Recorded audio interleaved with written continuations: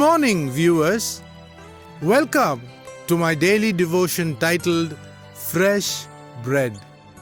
The book of Malachi starts with a heavy burden of the Lord being expressed to the readers. This was written 100 years after the return of the exiles from Babylon. Actually, the walls of Jerusalem were built and the temple work was finished, but nothing seemed to be happening there. The people, for fear of enemy invasion into the city of Jerusalem, preferred to live in the countryside. Religion was fast turning into tradition because people lived in fear and not in love with their God. They were unhappy with God that He never did anything to prevent their misery by giving them over to the Babylonians. So God sends Malachi. We actually don't know anything about this man, but the word means messenger, coming with a burden to the people. Why is it that God asks the people, "You have not done anything for the progress of my city, Jerusalem, concerning the chosen people"? Chapter 1, verse 10. God says, "I have no pleasure in you. True worship has vanished and traditions have now taken over." There were no proper sacrifices offered anymore to God.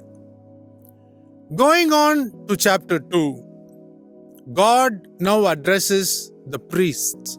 Before Jesus came to earth for the first time, Malachi was written, and the same kind of life continues even now as we expect Jesus Christ return for the second time. In chapter 2, verse 5 and 6, God reminds us about the covenants He made with the Levites who were supposed to take care of the temple. Here are 5 expectations of God from those who serve Him. Number 1, God is asking, "Why don't you have reverential fear for me like the house of Levi?" Chapter 2, verses 4 to 6. Number 2, why is it the word of God is not found in your lips? Read verse 7. This is the only place in the Bible where the priests are referred to as messengers and not prophets. Point number 3.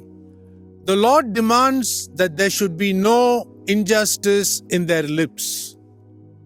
Number 4. God says He requires complete moral virtue, peace, equity, and righteousness.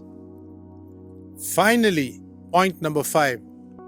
God asks, why is it that many are not turned away from the darkness of iniquity? In closing, the above 5 points are God's expectations from those who serve Him. In the New Testament, the requirements have only become more stringent than the old. Think about it. Have a great day.